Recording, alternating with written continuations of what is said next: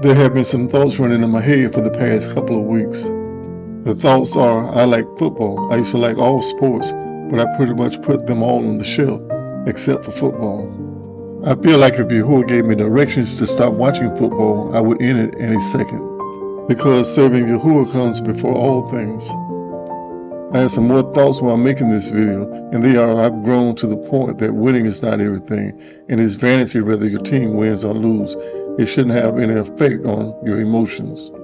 If your team winning or losing is going to determine your day, then you got to ask the question, why? I wonder if there are any spiritual points that affect the way a player plays. The city I live in has an NFL team, and I became a fan because of that one reason. I was getting disappointed or upset every time we lost. When we won, there was happiness throughout the day. But my question in recent days are, why? EH Sports should change his motto from "it's in the game" to "it's just a game." I know as an organization it's important to win, but all organizations want to win, and there are equal talents on every team. Like all the players on the team, because I'm a YouTuber, I see players giving interviews to the media. And by doing so, I get to know the player more from a personal view. I no longer see them as objects playing sports. From the quarterback all the way down to the safeties, I see them as young people that are trying to make a living for their families. So when I see the quarterback struggling a bit or some other player, I'm not that critical on them because I believe they're giving their all. And giving all should be enough, win or lose. So I see football as a recreation to relax from a long week at work or school or retirement. I played some sports coming up as a child, mainly football, at a lower level. You may have some parks or mid-schools or high schools that have programs supporting football and other sports. A park may have a park director and schools may have athletic directors. A park director may have been hired from someone who is over all the parks in the town or city. They hire coaches and staff members. They may receive sponsorship from a variety of sources. There is someone responsible for aligning game schedules from the dates and times from week to week. Someone is responsible for bringing in certified referees and umpires. There are people that cater refreshment stands. Some may be assigned to take in admission fees. There are cheerleaders, so you need some coaches to show young people how to cheer. And in a lot of ways, high school and middle schools is conducted the same way. A lot of things need to happen before the start of the season. I'm just touching on some of them, but in order for it to happen successfully, it must be organized. I was telling someone that I played organized football coming up as a kid, and their response was, "What do you mean by organized? Did you have to pay?" I have to admit I was lost with their question, but what I was referring to was organized sports is bringing kids into a safe environment, showing them how to catch and throw, teaching them the correct way to tackle without injuries, showing how to block or shred blocks, and showing them how to condition themselves to further prevent injuries. Some players that reach the highest level of their professions started out playing at a lower level, like parks or mid-schools and high schools. There are some kids born into sports. Their father or mother may have played sports, or they may have other siblings that encourage them to play. But knowing if sports are good or bad for the rook, I look to Yahuah for the answer.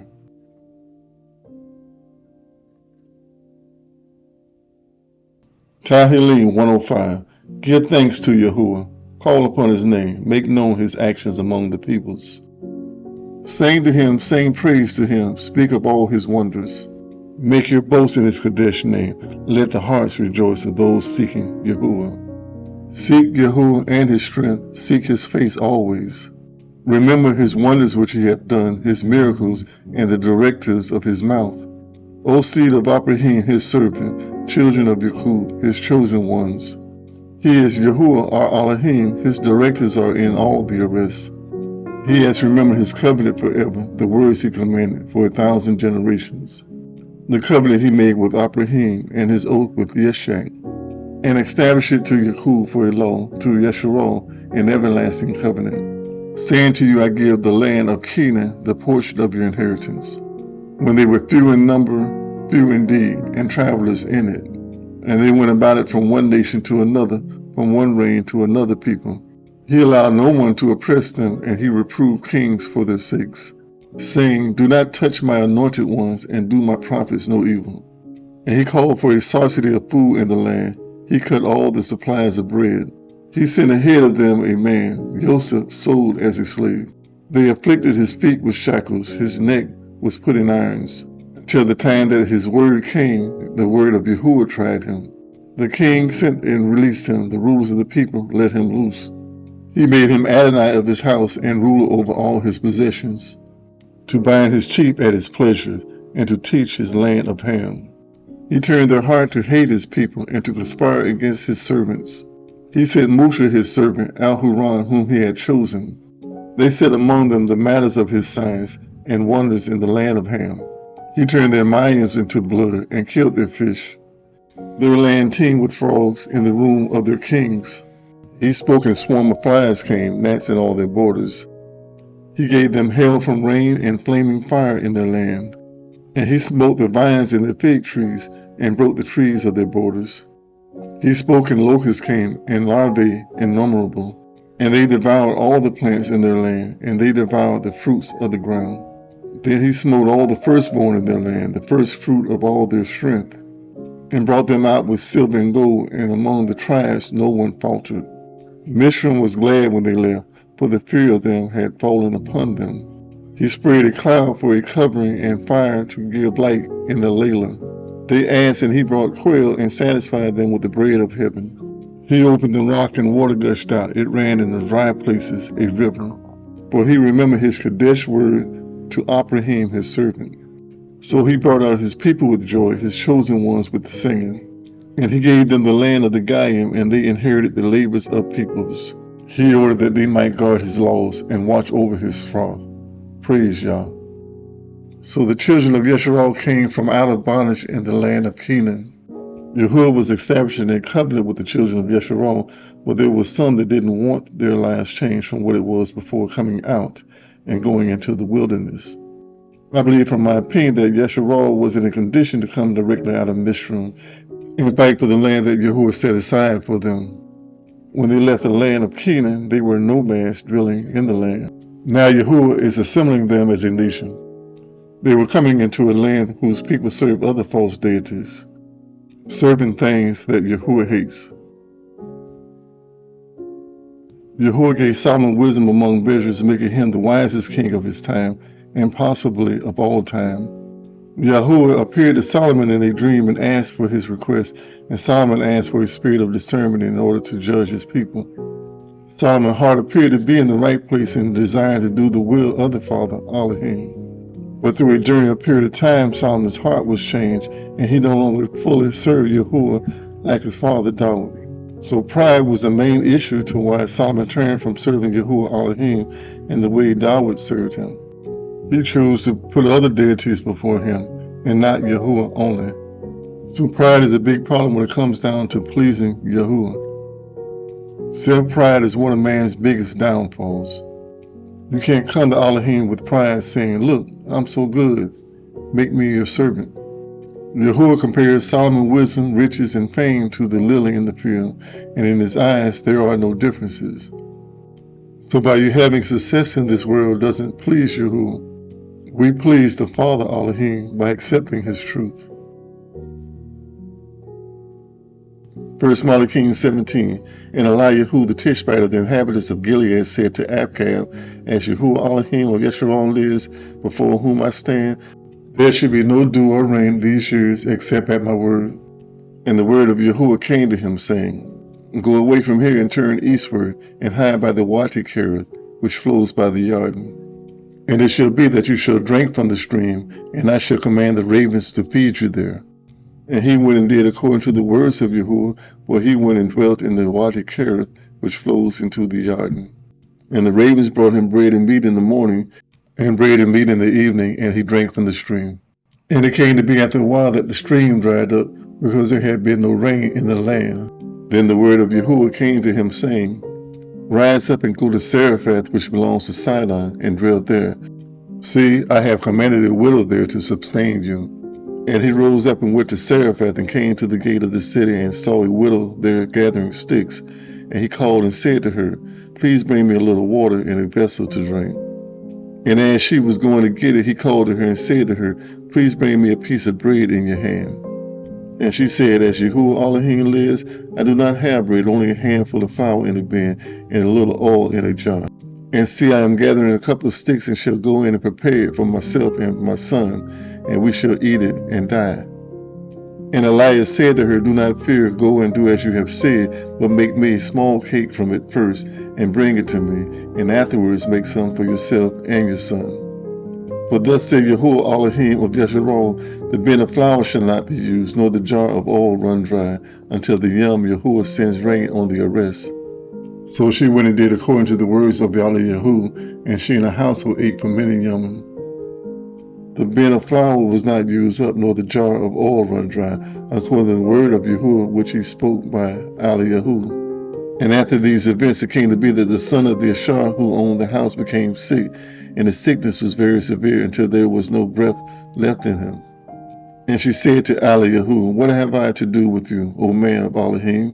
Have you come to me to bring my lawlessness to be remembered, and to kill my son?"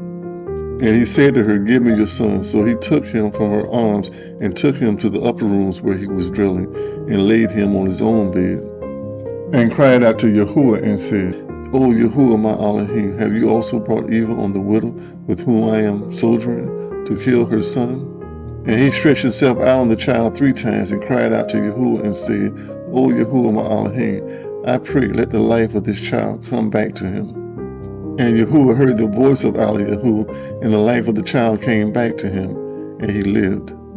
And Yahuah took the child and brought him down from the upper room into the house, and gave him to his mother.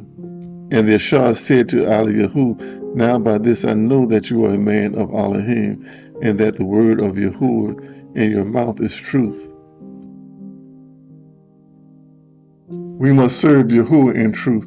We can't serve him in a lie. We can't go out and serve other deities and expect to land on the truth.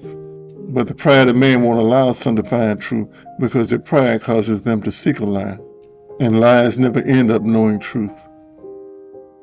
The same Ruach that Yahuah carried is the same Ruach that dwells in us today. He prayed to Yahuah to bring life back into the Ashar's child, and Yahuah granted his prayers. And because this Ashar witnessed this miracle, she believed Eliah was a man from Elohim. Yahuah himself didn't bring the child back to life, but his faith in Yahuah brought this child back to life. Yahuah is our source of life. Yahuah is the source of all life, and without his hand, there would be no life in the Shamayim, nor beneath the arrest. Mashal 8. Does not wisdom call and understanding lift up her voice?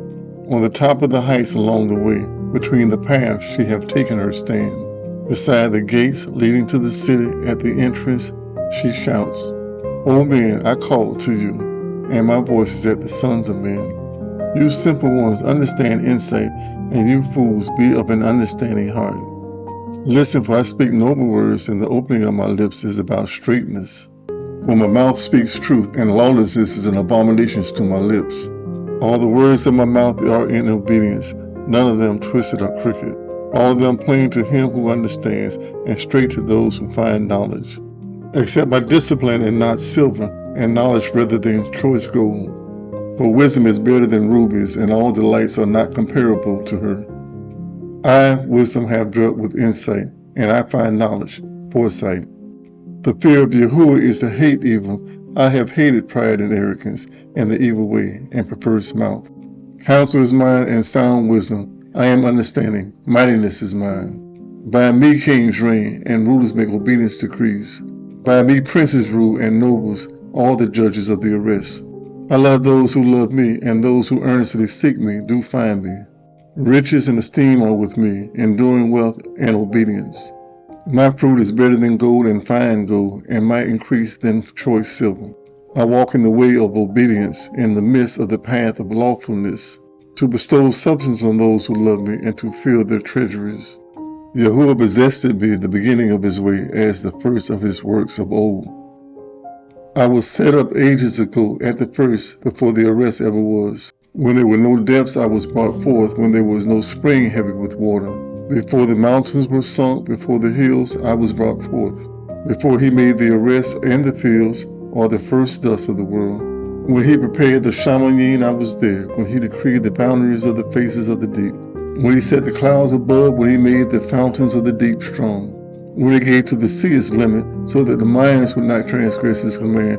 When he decreed the foundations of the arrest. Then I was beside him, a Adonai workman, and I was his delight, young, by rejoicing before him all the time. Rejoicing in the world his arrest, and my delight were with the sons of men. And now listen to me, you children, for blessed are they who guard my ways. Listen to discipline and become wise, and do not refuse it. Blessed is the man who listened to me, watching daily at my gates, waiting at the posts of my doors. For whoever finds me shall find life, and obtain favor from Yahuah. But he who sins against me injures himself. All who hates me love death. So Yahuah is defining himself from the beginning. He describes himself as coming forth before everything and anything that came into existence. Yahuah's mind is not the same as our minds. His mind is all-knowing, so his thoughts are greater than our thoughts. He states that when there was darkness among the faces of the deep, he came forth. And he was a workman working side by side, bringing all things into existence. Can we as human beings bring our minds to understand Elohim's coming forth from the beginning to the end? Tehillim 19. The Shamayim are proclaiming the esteem of all, and spaces declaring the work of his hand. Yom to Yom pours forth speech, and Layla to Layla reveals knowledge. There is no speech and there are no words, their voice is not heard. Their lines has gone out through all the arrests, and the words to the end of the world. In them he sets up a tent for the sun. And it's like a bridegroom coming out of his room. It rejoices like a strong man to run the path. His rising is from one end of the Shamayim and his circuit to the other end, and nothing is hidden from his heat. The Torah of Yahuah is perfect, bringing back the being. The witness of Yahuah is trustworthy, making wise the simple. The order of Yahuah are straight, rejoicing the heart. The commands of Yahuah is clear, enlightening the eyes. The fear of Yahuah is clean, standing forever. The directives of Yahuah are true. They are upright altogether. More desirable than gold, than much fine gold, and sweeter than honey and the honeycomb. Also your service is warned by them, and guarding them there is great reward. Who discerns mistakes, declare to me innocent from those that are secret. Also keep your servant back from presumptuous ones. Do not let them rule over me. Then shall I be perfect and innocent of great transgressions. Let the words of my mouth and the meditations of my heart be pleasing before you, Yahuah, my rock and my redeemer. Tehillim 26, 8-12. Yahuah, I love the abode of your house and the place where your esteem dwells. Do not gather my beings together with sinners, nor my life with bloodthirsty men, in whose hand is a plot, and their right hand is filled with bribes. But as for me, I walk in my integrity. Redeem me and show me favor. My foot shall stand on a level place. In the assembly I bless Yahuah. In the beginning, Yahuah came forth from the surface of the deep. He was there in the beginning and was a workman alongside with Yahuah. Our finite minds don't understand these meanings, that Yahuah is Yahuah from the beginning. So if Yahuah is willing, we must continue to search for those truths. Thanks for watching and thanks for sharing. If Yahuah is willing, I'll see you in the next video. So until then, stay blessed and be blessed and continue to be blessed. Hallelujah. Praise Yahuah.